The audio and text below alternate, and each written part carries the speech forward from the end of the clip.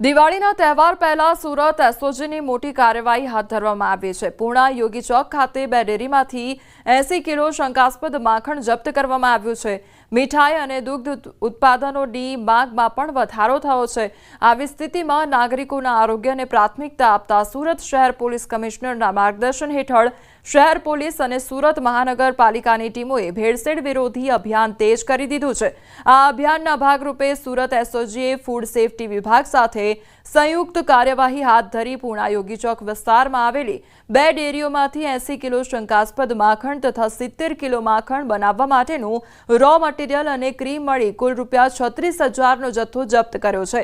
Khodiyar dairy તથા સૌરાષ્ટ્ર ડેરીના સંચાલકો ભેળસેળયુક્ત માખણનું વેચાણ કરી રહ્યા હોવાની ફરિયાદ મળી હતી।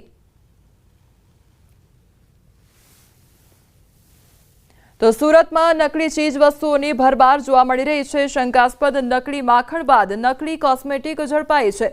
એલસીબી ઝોન 1 અને પૂર્ણા પોલીસની સંયુક્ત કાર્યવાહી હાથ ધરવામાં આવી છે। ઈ-કોમર્સ વેબસાઇટ પર ઓનલાઈન વેચાણ કરતા 3ની ધરપકડ થઈ છે।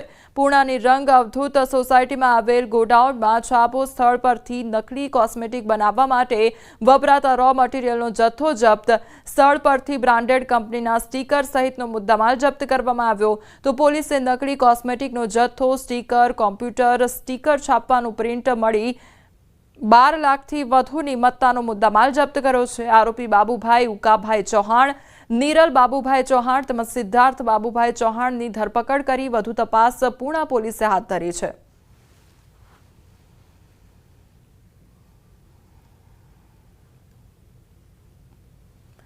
દિવાળીના તહેવારને ધ્યાનમાં લઈને અમદાવાદ શહેરમાં ફૂડ વિભાગે ચેકિંગ અભિયાન શરૂ કર્યું છે। શહેરની જાણીતી સ્વીટ માર્ટ દુકાનોમાં તપાસ હાથ ધરવામાં આવી, જેમાં કાજુ કતરી સહિત વિવિધ મીઠાઈઓ અને ફરસાણના નમૂનાઓ લેવામાં આવ્યા। તમામ નમૂનાઓ લેબમાં તપાસ માટે મોકલવામાં આવશે। અલગ અલગ ઝોનમાં ટીમો બનાવી સમગ્ર શહેરમાં ચેકિંગ ચાલી રહ્યું છે। છેલ્લા 2 દિવસમાં અંદાજિત 150 ખાદ્ય સામગ્રીના સેમ્પલ લેવામાં આવ્યા છે।